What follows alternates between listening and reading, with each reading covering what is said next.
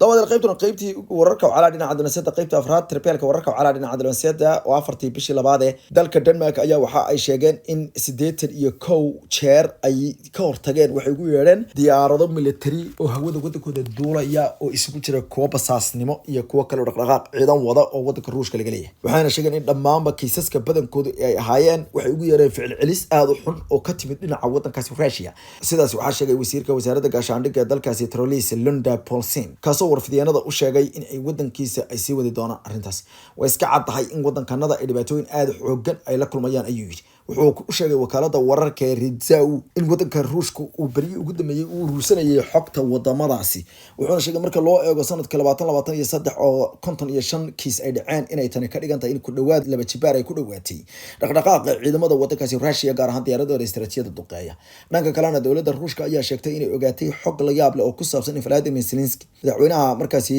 la yaab kale ee wadankaasi Ukraine ay doonayaan wadamada reer galbeedku inay qaarajiyaan kadibna ay eedda saaraan Russia Foreign Intelligence Service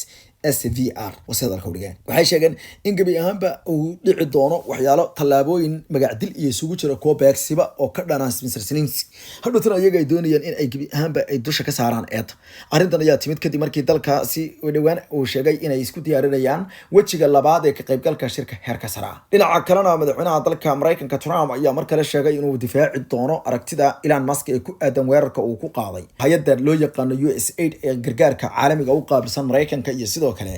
inuu galaangal u yeesho maaliyadda dalka Mareykanka waaxda maaliyadda dalka Mareykanka US Treasury ayadoo ay buuq aad u xoogan oo ninkan wadanka Mareykanka u galiyay Elon Musk oo isagoo buuq ka samaysan hay'adda Deutsche loo magacaabay ayuu sheegay Trump inuu ninkaasi xaq u leeyahay inuu galaangal sameeyo ninkan ayaa la aaminsan yahay inuusan xaq u lahayn boqolkiiba inuu galaangalo qaar kamid ah xogaha xasaasiga ee dalweynaha Mareykanka sababtoo ah ma aha shakhsi la doortay sidoo kalena ma aha political appointee oo ma soo marin ayaa leetaasi waxaana lagu tilmaamay marka dambeysay inay arrimahaasi ay imaanayaan iyada oo ay marba marka ay sii socoto qatiyaadka noocaas oo kala isku soo wada duuduub bariyii ugu dambeeyay ayaa la sheegay inay sii socotay dhowr qorshe oo la yaab leh oo Trump ku doonayay inuu ragga qaarkood uu ku soo dhaweysto ama se uu markaasi kuwa kalena uu geeska ku feero sida ay wararku ay sheegayaan wararka wacala dhinaca diblomaasiyadda dunida oo dhan dabashana qiimaha badan ee madaxweynaha maamulka loo yaqaano markaasi Suuriya ee isagu dhawaan ismagacaabay ayaa ku dhawaaqay in muddo sanad dheeraad ah ay noqon doonto inuu ku darsado doorashada waxaa sheekadaas la yaab noqotay kadib ninkan oo 4 sanadood goor sii horeysay cumaaday ayaa mar kale waxa uu sheegay Ahmed al-Sharac in uu 5 sanadood ay qaadan doonto doorasho taasoo ka dhigan inuu muddo 5 sanadood xilka uu sii hay doono 4 sanadood iyo inta 5 laga gaaray way noqon kartaa ayuu u sheegay warfidiyaanada isagoo ku sugnaa dalka boqortooyada Saudi Arabia oo ay ku wareysatay mid kamid ah wargeysaas TV-ga loo yaqaan al-Arabiya ayuu u sheegay inaysan hadeerto macquul ahayn in la qabto arrimaha noocaas oo kala dhanka kalena waxa uu sheegay in uu safarkiisa Saudi Arabia ku tagay oo ahaa mid aad u ballaaran kaasoo inuu kala kulmay soo dhaweyn aad xoogan 20 qof ayaa ku dhintay magaalada Manbij ee wadankaasi dhinaca waqooyi weerar lagu qaaday kooxda markaasi ayaa la aaminsan yahay in ay hanba ay ka carootay weeraradan ay dadka qaarkood qaban qaabinayaan oo ay sheegeen in iyaga lagu fashilanayo iskastoo noqotay kooxda ayaa sheegtay in dambiilayaasha ka dambeeyay weerarkaas 20 qof ku dhintay ay ka hortagi doonaan goorsi horeysay ayaa sheegay dagaalo aad u baan ay ka soconayeen duleedka magaalada Manbij kuwaas oo u dhaxeeya taageerayaasha ciidamada Turkiga iyo sidoo kale taageerayaasha ciidanka reer galbeedka ee Kurdiyiinta dhinaca kale dawladda Sweden ayaa ku cambaaraysay in ay kooxda muslimiinta Shiicada ay ku dhaqan magaalada Stockholm ee xarunta wadankooda masaajidadooda ay u bedeleen goobo laga basaaso ay yiraahdeen dalalka reer galbeedka ayadoo ay noqonayso masaajidkii labaad ee la xiro ee ku yaala reer galbeedka ay leeyihiin kooxda loo yaqaano Shiicada kooxdan ayaa lagu eedeeyay inay goobtaasi ay ka dhigan xarumo ciidan oo markaas wadamada reer galbeedka amnigooda lagu khalkhaliyo Imam Ali Islamic Center Stockholm xarunta dhexe islaamiga ee Imam Ali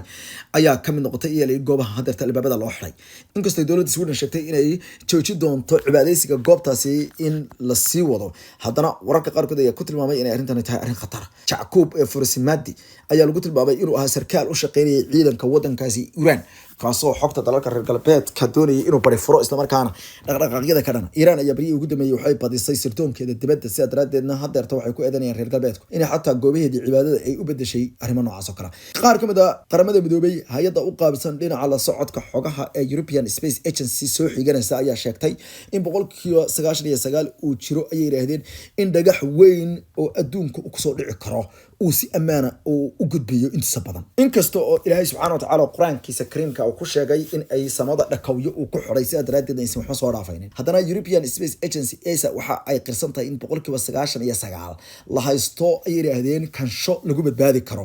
maadaama ay sheegeen in cilmiga sayniska uu xaqiijinayo in cirkan soko oo dhan ay yihiin dhul solar ah ama tabar ah kuwaas oo aysan dhagxanta weyn soo dhaafi karaynin waxaana weegiin inay 1500 sanadood kadib ay rumeynayaan aayada quraanka ee ilaahay inuusan dhagax ku soo ridaynin dunidan xataa marka la duduminayo dunida dhagax kuma soo dhacayo ee si kale ayaa ilaahay cilmi kale ayaa lagu laalaabaya hay'adda ayaa sheegtay in dhagaxani uu yahay hadaba mid la yaab leh oo ay ku sheegeen inuu yahay nooca asteroid waxayna ku tilmaameen in kawaakibkan aadka u xoogan Dr. Robert Emaziri oo waaxda the Royal Astronomical Society wuxuu sheegay in dadku aysan nixin hanixina iska seexda habeenkaas ayuu yiri waxaanu filanaa in uu si nabadgelyo inoo dhaafo qaar kamid dadka ayaa sheegay in xilliga ay hilaadinayaan uusan ahayn xilli dhow sida daraaddeedna laga hadlayo bisha December 22 20 taasoo ka dhigaysa ayaa la gabi ahaanba in uu meeruhu u dhaafi doono isagoo bad qaba dunida ayaa waxa aad u ilaaliya markaas malaa'ig sida ilaahay quraankiisa uu ku sheegay gaar ahaan aadanaha inta badan malaa'ig ayaa sugta amnigooda sidoo kalena imkaaniyaadka ilaahay uu adduunka ku samaystay isaga ugu talagalay goorta uu la bixi doono dalka Yabanna waxa la ogaaday wasiir ka tirsan in uu galay xarunta ciidamada dalka Mareykanka saldhigga dhexe ee ku leeyihiin gobolka Florida ee loo yaqaan Tampa xaruntaasna uu u tagay inuu halkaas ka soo hogaamiyo dagaal lagu soo qaaday wadankiisa iyo magaalada caasimadda ninkan oo lagu tilmaamay inuu yahay wasiirka maamulka fadhiidka ee wadankaasi Yaban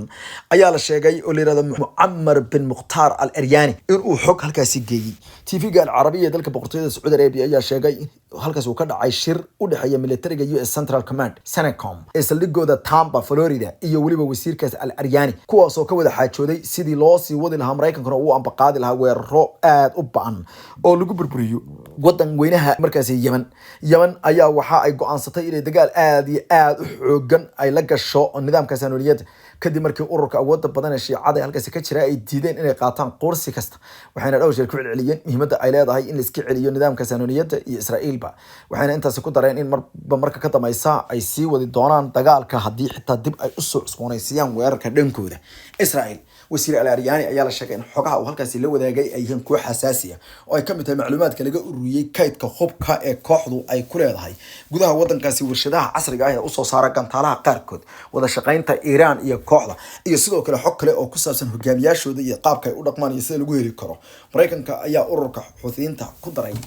liiska argagixisanimada kadib markii ay ururku go'aansadeen in bishii 11 saddex asbuuc ama afar dagaalkii markii uu qarxay lagu soo qaaday dadka reer Falastiin ay ku biireen dhankooda isla markaana ay khasaare aad u xoogan ay u geysteen gudaha Israa'iil sidoo kale waxay xidheen gacanka badda cas iyagoo si aad u xoogan u dhibaabeeyay maraakiibta halkaasi gooshiisii tamanaan maraakiib ay gantaala ku dhufteen halka ay boqolaal goobood oo Israa'iil ku yaalan ay weerareen dhawaana handadaad hor ay soo saareen waxay sheegeen xabadooda ay juc tiraahdo inay iyaguna jac ka siinayaan amaanal Finsbury Heights waa guri loo dhisay si casri ah wuxuuna ku yaalaa xaafadda Westland ee magaalada Nairobi waxa lagu diyaariyay 4 qol 3 qol iyo 2 qol oo dhammaantood si heer sare ah loo dhisay waa guri casri ah oo loo dhameeyay goobaha waxbarashada cibaadada gymkii swimming poolkii iyo waliba adeegyadii kale oo dhan goobtu waa faras magaalaha waxaana ku dhow cisbitaalada ugu wanaagsan iyo moolasha dalka Kenya kuwa ugu mashquulka badan ee Westgate iyo Sari Center ay ka mid yihiin hadda la xiriir shirkadda Urban Glow oo gacanta ku haysa dhismaha guriga sidoo kale waxaad ku booqan kartaa xaruntooda